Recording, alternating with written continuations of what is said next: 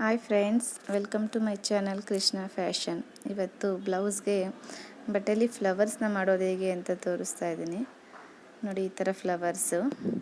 ಈ ಫ್ಲವರ್ಸ್ ಮಾಡಬೇಕು ಅಂದರೆ 2.5 ಇಂಚು ಅಂದರೆ 2 ಸೈಡು 4 ಸೈಡು 2.5 ಇಂಚ್ ಬರೋ ಹಾಗೆ ನಮಗೆ ಎಷ್ಟು ಪೆಟಲ್ಸ್ ಬೇಕು ಫ್ಲವರ್ಗೆ ಅಷ್ಟನ್ನು ಕಟ್ ಮಾಡ್ಕೊಳ್ಳಿ.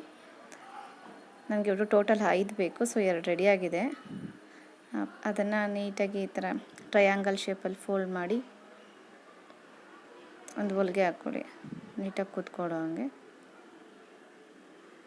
ಆ ಥರ ನೀಟಾಗಿ ಒಂದು ಟ್ರಯಾಂಗಲ್ ಶೇಪಸಲ್ಲಿ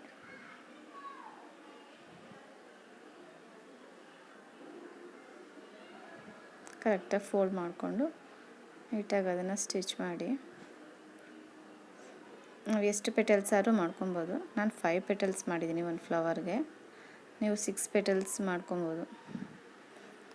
ದೊಡ್ಡದು ಚಿಕ್ಕದು ಯಾವ ಥರ ಬೇಕು ಪೆಟಲ್ಸ್ಗಳನ್ನ ಅದು ಸೈಜ್ ಮೇಲೆ ನೀವು ಡಿಪೆಂಡ್ ಮಾಡ್ಕೊಂಡು ತಗೊಳ್ಳಿ. ಈ ಥರ ಸ್ಟಿಚ್ ಮಾಡಿಕೊಂಡು ಈಗ ಅದನ್ನು ಎಕ್ಸಸ್ ಎಲ್ಲ ಏನು ಬಂದಿರುತ್ತೆ ಅದನ್ನು ನೀಟಾಗಿ ಈ ಥರ ಹೊಲಿಗೆ ಪಕ್ಕದಲ್ಲಿ ನೀಟಾಗಿ ಕಟ್ ಮಾಡ್ಕೊಳ್ಳಿ. ನೋಡಿ, ಆ ಥರ ಕಾಣಿಸುತ್ತೆ. ಈ ಥರ ಎಲ್ಲನೂ ಕಟ್ ಮಾಡ್ಕೊಳ್ಳಿ.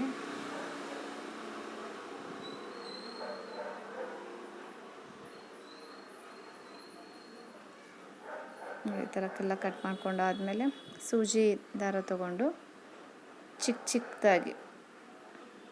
ಚಿಕ್ಕದಾಗಿ ಫ್ರಿಲ್ಸ್ ಮಾಡ್ತೀವಲ್ಲ ನೆರಿಗೆನ, ಆ ಥರ ಚಿಕ್ಕದಾಗಿ ಅದನ್ನು ಫ್ರಿಲ್ ಮಾಡಿ ಸೂಜಿದಲ್ಲಿ ಪೋಣಿಸಿ.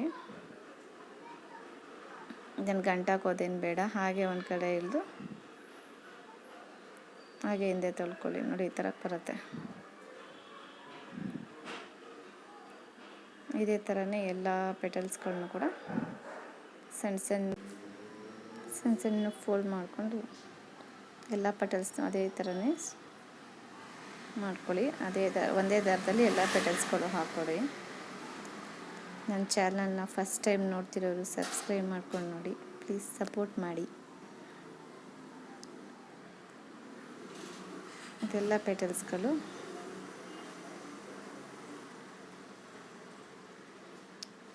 ರೆಡಿ ಆಗುತ್ತೆ ನೀಟಾಗಿ. ಆ ಥರ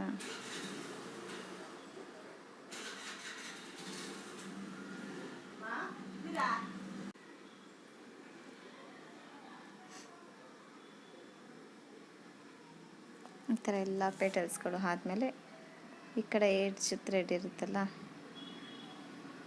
ಈ ಕಡೆ ಎಡ್ಜ್ ಥ್ರೆಡ್ನ ಸ್ವಲ್ಪ ಇಟ್ಕೊಂಡು ಅದಕ್ಕೆ ಆ ಕಡೆ ಥ್ರೆಡನ್ನ ಗಂಟು ಹಾಕಿ ಅದೆರಡನ್ನು ಟೈಟಾಗಿ ಗಂಟು ಹಾಕಿದ್ರೆ ನೀಟಾಗಿ ಕೂತ್ಕೊಳ್ಳುತ್ತೆ.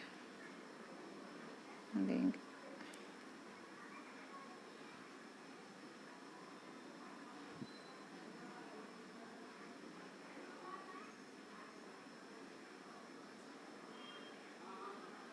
ನೀಟಾಗಿ ಗಂಟು ಹಾಕಿ ಟೈಟಾಗಿ ಹಾಕಿ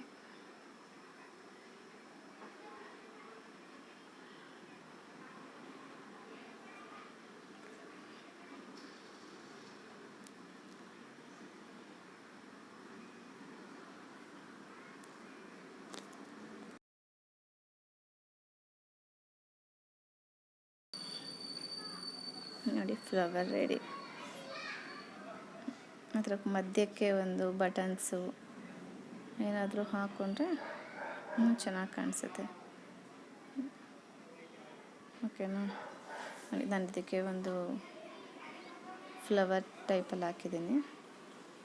ಈ ಥರ ಕಾಣಿಸುತ್ತೆ. ಇಷ್ಟ ಆದರೆ ಲೈಕ್ ಮಾಡಿ.